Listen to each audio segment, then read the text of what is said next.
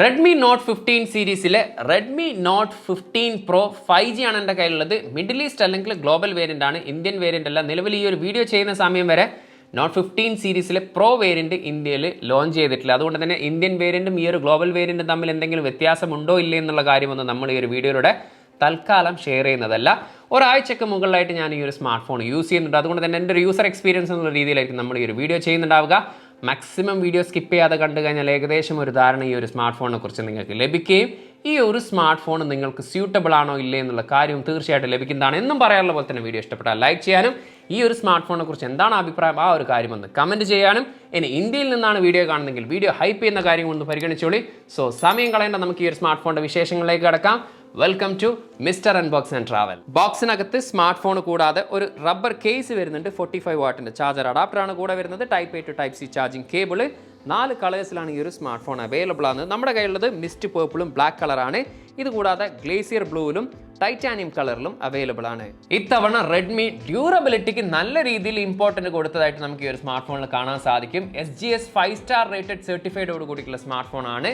Up to 2.5 metres വരെയാണ് ഇതിൻ്റെ drop resistant എങ്കിൽ അപ് ടു 2 മീറ്റേഴ്സ് വരെയാണ് ഇതിൻ്റെ വാട്ടർ റെസിസ്റ്റൻ്റ്. അതും IP66, 68, 69, 69K റേറ്റഡോട് കൂടിയിട്ടുള്ള water and dust resistant smart phone ആണ്. അതായത് വാട്ടർ പ്രഷർ ആണെങ്കിലും ഹോട്ട് ആണെങ്കിലൊന്നും യാതൊരു ഇഷ്യൂസും കാര്യങ്ങളും ഇല്ല എന്ന് തന്നെ പറയാൻ സാധിക്കും. ഇനി ഡിസ്പ്ലേയുടെ സൈഡിലേക്ക് വന്നു കഴിഞ്ഞാലും കോർണിംഗ് ഗോറില്ല ഗ്ലാസിൻ്റെ വിക്ടസ് 2 ആണ് പ്രൊട്ടക്ഷൻ ആയിട്ട് യൂസ് ചെയ്തിരിക്കുന്നത്. ഇനി ഡിസൈനിൻ്റെ കാര്യത്തിലേക്ക് വന്നു കഴിഞ്ഞാൽ എനിക്ക് തോന്നിയിട്ടുള്ള ഒരു കാര്യം എന്ന് പറയുന്നത് സാധാരണ രീതിയിലേക്കാളും കുറച്ചും കൂടി വീതി കൂടിയ ഒരു സ്മാർട്ട് ഫോൺ എന്നുള്ള രീതിയിലാണ് എനിക്കിത് ഫീൽ ചെയ്തിട്ടുള്ളത്. അതുപോലെ തന്നെ ബാക്ക് പാനലും ബോഡി ഫ്രെയിമും യൂസ് ചെയ്തിരിക്കുന്ന പ്ലാസ്റ്റിക് ആണ്. 7.96 mm ബോഡി തിക്നെസ്സും 210 ഗ്രാം ആണ് ഇതിൻ്റെ വെയിറ്റ് വരുന്നത്. റൈറ്റ് സൈഡിലാണ് പവർ ബട്ടണും ബോളും റോക്കേഴ്സ് ഉൾപ്പെടുത്തിയിരിക്കുന്നത്. മുകൾ വശത്തായിട്ട് സെക്കൻഡറി സ്പീക്കർ ഗില്ലും IR ബ്ലാസ്റ്ററും നോയ്സ് ക്യാൻസലേഷൻ മൈക്കും കാണാൻ സാധിക്കും. ലെഫ്റ്റ് സൈഡ് കംപ്ലീറ്റ് ബ്ലാങ്ക് ആണ്. താഴ്വശത്താണ് സിം ട്രേ യൂസ് ചെയ്തിരിക്കുന്നത്. ഒരേ സമയം 2 നാനോ സിം കാർഡാണ് നമുക്കിതിൽ യൂസ് ചെയ്യാൻ സാധിക്കുക. Internal mic, type C charging port, സ്പീക്കറുകൾ, ഇത്രയും കാര്യങ്ങളാണ് നമുക്ക് ഒറ്റ നോട്ടത്തിൽ ഡിസൈനിൽ കാണാൻ സാധിക്കുന്നത്. സോ ഡിസൈൻ വൈസ് അത്യാവശ്യം ഒരു ലുക്കുള്ള ഡിസൈൻ എന്നുള്ള രീതിയിൽ തന്നെയാണ് ഫീൽ ചെയ്തിട്ടുള്ളത്. നിങ്ങൾക്ക് എന്താണ് ഈ ഒരു ഡിസൈനെ കുറിച്ച് ഫീൽ ചെയ്യുന്നത് ആ ഒരു കാര്യം തീർച്ചയായിട്ടും ഒന്ന് കമന്റ് ചെയ്യുക. ഡിസ്പ്ലേ വരുന്നത് 6.83 ഇഞ്ചിന്റെ 1.5K റെസൊല്യൂഷനിൽ 120 ഹെർട്സ് റിഫ്രഷ് റേറ്റോട് കൂടിയിട്ടുള്ള AMOLED പാനലാണ് വരുന്നത്. റെഡ്മി നോട്ട് സീരീസിലെ ഏറ്റവും വലിയ ഡിസ്പ്ലേ ആണെന്ന് തന്നെ പറയാൻ സാധിക്കും. 1800 നിറ്റ്സിന്റെ ഹൈ ബ്രൈറ്റ്നസ് മോഡും 3200 നിറ്റ്സിന്റെ പീക്ക് ബ്രൈറ്റ്നസ് ലെവലാണ് വരുന്നത്. അതുകൊണ്ട് തന്നെ പുറത്തൊക്കെ ഏതൊരു സിറ്റുവേഷനിലും കാര്യങ്ങളൊക്കെ നല്ല രീതിയിൽ തന്നെ റീഡ് ചെയ്യാൻ സാധിക്കുന്നുണ്ട്. 447 പിക്സൽ പെർ ഇഞ്ചാണ് ഇതിന്റെ ഡെൻസിറ്റി. അതുകൊണ്ട് തന്നെ നല്ല ഷാർപ്പായിട്ടുള്ള ഡിസ്പ്ലേ ആണെന്ന് തന്നെ പറയാൻ സാധിക്കും.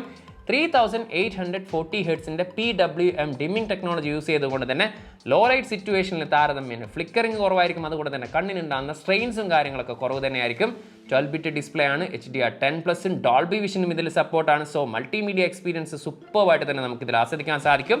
താരതമ്യേന തിന്നായിട്ടുള്ള ബസൽസും കാര്യങ്ങളൊക്കെയാണ് നമുക്കിതിൽ കാണാൻ സാധിക്കുന്നത്. അതുപോലെ തന്നെ ഒപ്റ്റിക്കൽ ഫിംഗർ പ്രിന്റ് സ്കാനറാണ് ഈ ഒരു സ്മാർട്ട് ഫോണിൽ യൂസ് ചെയ്തിരിക്കുന്നത്. വളരെ ഫാസ്റ്റ് ആയിട്ട് തന്നെ നമുക്ക് ആ ഒരു ഫിംഗർ പ്രിന്റ് സ്കാനറും വർക്ക് ചെയ്യുന്നത് കാണാൻ സാധിക്കും. ഓവറോൾ ഡിസ്പ്ലേ വൈസ് പറയാനാണെങ്കിൽ ഈ ഒരു പ്രൈസ് സെഗ്മെന്റിലെ കിഡ് ഡിസ്പ്ലേ എന്നുള്ള രീതിയിൽ തന്നെയാണ് ഫീൽ ചെയ്തത്.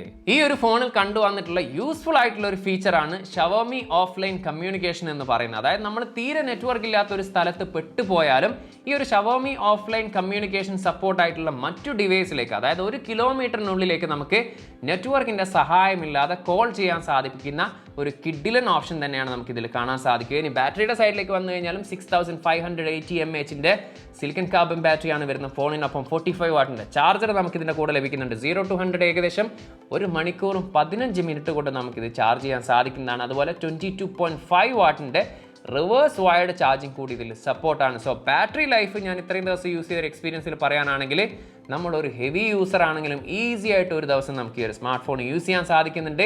അതല്ല നമ്മളൊരു നോർമൽ യൂസർ ആണെങ്കിൽ 1.5 ദിവസത്തിന് മുകളിൽ നമുക്ക് ഈ ഒരു സ്മാർട്ട് ഫോൺ യൂസ് ചെയ്യാം. MediaTek Dimensity 7400 എന്ന് പറയുന്ന 5G പ്രോസസ്സറാണ് വരുന്നത്. 4 നാനോമീറ്റർ ടെക്നോളജിയിൽ ഒക്ടാ കോറിൽ 2.6 GHz ആണ് ക്ലോക്ക് സ്പീഡ്. അന്തുത്തു സ്കോർ ഏകദേശം 1 മില്യൺ അടുത്താണ് എനിക്ക് ലഭിച്ചിട്ടുള്ളത്. അതുപോലെ തന്നെ CPU ത്രോട്ട്ലിംഗ് ടെസ്റ്റ് നടത്തിയ സമയത്തും യാതൊരു തരത്തിലുള്ള ത്രോട്ട്ലിംഗ് ഇഷ്യൂസോ കാര്യങ്ങളൊന്നും എനിക്കിതിൽ ഫീൽ ചെയ്തിട്ടില്ല. അതുപോലെ തന്നെ ഈ ഒരു ടെസ്റ്റൊക്കെ നടത്തിയ സമയത്ത് പോലും നമുക്ക് ഹീറ്റിംഗ് ഇഷ്യൂ എന്നുള്ള രീതിയില്ല. 37.5 ഡിഗ്രി എന്നുള്ള രീതിയിലാണ് എനിക്ക് മാക്സിമം ടെമ്പറേച്ചർ ഇതിൽ എനിക്ക് ഫീൽ ചെയ്തിട്ടുള്ളത്. അത് മാത്രമല്ല ഗെയിമിംഗ് പെർഫോമൻസിൻ്റെ കാര്യമാണെങ്കിൽ ഞാനിതിൽ PUBGയും കോൾ ഓഫ് ഡ്യൂട്ടിയും ഒക്കെ കളിച്ചിട്ടുണ്ട്. ഏകദേശം 50 മിനിറ്റ്സോളം ഞാനിതിൽ കളിച്ചിട്ടുണ്ട്. ആ ഒരു സമയത്തും എനിക്ക് യാതൊരു തരത്തിലുള്ള ഹീറ്റിംഗ് ഇഷ്യൂ കാര്യങ്ങളൊന്നും ഫേസ് ചെയ്യേണ്ടി വന്നിട്ടില്ല എന്നത് എടുത്ത് പറയേണ്ടത് തന്നെയാണ്. അതുപോലെ തന്നെ ഗെയിമിങ്ങിൻ്റെ കാര്യമാണെങ്കിൽ കൂടിയും ഒരു പ്രോ ലെവൽ എക്സ്പീരിയൻസ് ഒന്നും അല്ലെങ്കിൽ കൂടിയും നമുക്കൊരു എൻ്റർടൈൻമെൻറ്റ് എന്നുള്ള രീതിയിൽ ഗെയിം കളിക്കുന്നവർക്ക് അത്യാവശ്യം സാറ്റിസ്ഫൈഡ് ലഭിക്കുന്ന ഒരു ഗെയിമിംഗ് പെർഫോമൻസും കാണാൻ സാധിക്കും. സോ ഓവറോൾ പെർഫോമൻസ് ഈ ഒരു സമയം വരെ എനിക്ക് അങ്ങനെ കാര്യമായിട്ടുള്ള രീതിയിലുള്ള ഇഷ്യൂസോ കാര്യങ്ങളൊന്നും ഫേസ് ചെയ്യേണ്ടി വന്നിട്ടില്ല. വളരെ ഫാസ്റ്റ് ആൻഡ് സ്മൂത്ത് ആയിട്ട് തന്നെ എനിക്ക് ഈ ഒരു സ്മാർട്ട് ഫോൺ യൂസ് ചെയ്യാൻ സാധിച്ചിട്ടുണ്ട്. 2 മെമ്മറി വേരിയൻസിലാണ് നിലവിൽ ഇപ്പോൾ ഖത്തറിൽ അവൈലബിൾ ആകുന്നത്. 8GB റാമിൽ 256GB 12GB റാമിൽ 256GB LPDDR4X റാമിൽ UFS storage type വരുന്ന 2.2 ആണ് വരുന്നത്. മെമ്മറി കാർഡ് ഇടാനുള്ള ഓപ്ഷനും കാര്യങ്ങളൊന്നുമില്ല. ഇനി കണക്ടിവിറ്റിയുടെ സൈഡിലേക്ക് വന്നു കഴിഞ്ഞാൽ Wi-Fi 6 ഉണ്ട്. അതുപോലെ തന്നെ 5G ബാൻഡ് ആയതുകൊണ്ട് തന്നെ 17ഓളം 5G ബാൻഡാണ് ഇതിൽ സപ്പോർട്ട് ആയിട്ടുള്ളത്. Dual 4G LTE ഇതിൽ സപ്പോർട്ട് ഉണ്ട്. NFC ഇതിൽ സപ്പോർട്ട് ഉണ്ട്. ബ്ലൂടൂത്തിൻ്റെ 5.4 ആണ് വരുന്നത്. IR ബ്ലാസ്റ്ററും ഈ ഒരു സ്മാർട്ട് ഫോണിൽ സപ്പോർട്ടാണ്.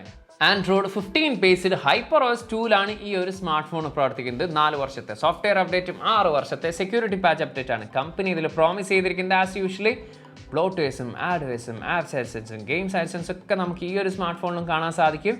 സമയമുണ്ടെങ്കിൽ നമുക്കത് കുത്തിരിഞ്ഞാണ് ഇൻസ്റ്റാൾ ചെയ്യാൻ കൂടി സാധിക്കുന്നതാണ്. ഒരുപാട് ഫീച്ചേഴ്സും നമുക്കിതിൽ കാണാൻ സാധിക്കില്ല. ഗൂഗിളിൻ്റെ സർക്കിൾ ടു സെർച്ചും ഗൂഗിൾ ജെമിനി തുടങ്ങിയിട്ടുള്ള ആപ്ലിക്കേഷൻസ് കാര്യങ്ങളൊക്കെ ഇതിൽ നമുക്ക് കാണാൻ സാധിക്കും. അതുപോലെ തന്നെ ഫോട്ടോ എഡിറ്റിൽ ഒരുപാട് ഓപ്ഷൻസും കാര്യങ്ങളും നമുക്ക് ഈ ഒരു സ്മാർട്ട് ഫോണിൽ കാണാൻ സാധിക്കും. ഒരുപക്ഷെ HyperOS 3ലേക്ക് അപ്ഡേറ്റ് വരുന്ന സമയത്ത് കുറച്ചും കൂടി കിഡിലനായിട്ടുള്ള ഫീച്ചേഴ്സും കാര്യങ്ങളൊക്കെ നമുക്കിതിൽ ആഡ് ചെയ്യുമെന്ന് പ്രതീക്ഷിക്കാം. Dolby Atmos supported stereo speakers ആണ് വരുന്നത്.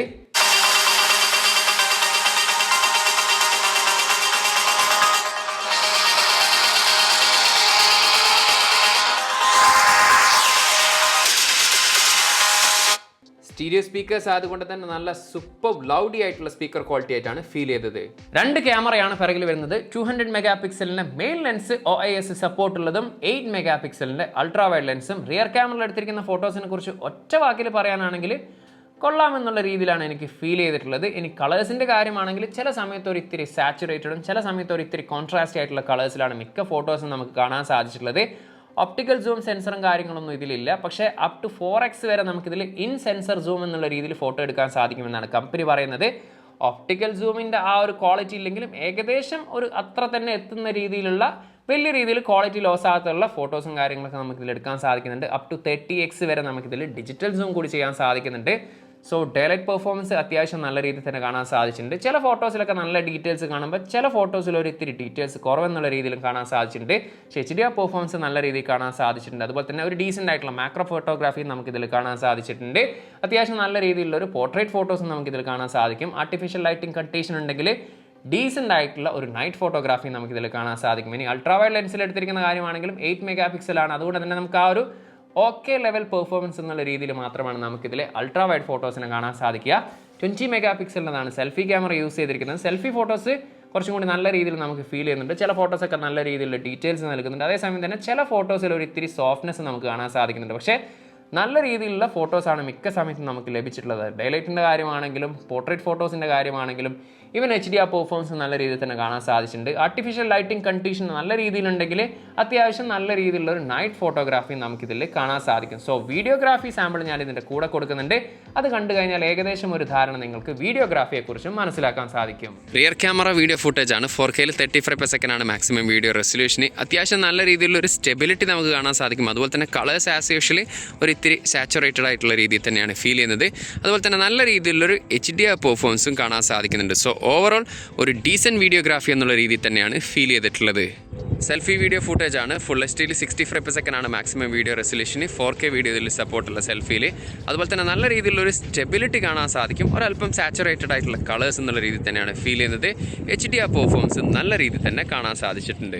ഈ ഒരു ഫോണിൻ്റെ പ്രൈസ് ഇവിടെ ഖത്തറിൽ വരുന്നത് 8 + 256GB 1179 ഖത്തറിയാൽ, ഏകദേശം ഇന്ത്യയുടെ 28,500 പ്ലസും 12 + 256GB ആണെങ്കിൽ 1279 ഖത്തറിയാൽ, ഏകദേശം ഇന്ത്യയുടെ 31,000 പ്ലസ് ആണ് ഇതിൻ്റെ ഒഫീഷ്യലി പ്രൈസ് വരുന്നത്.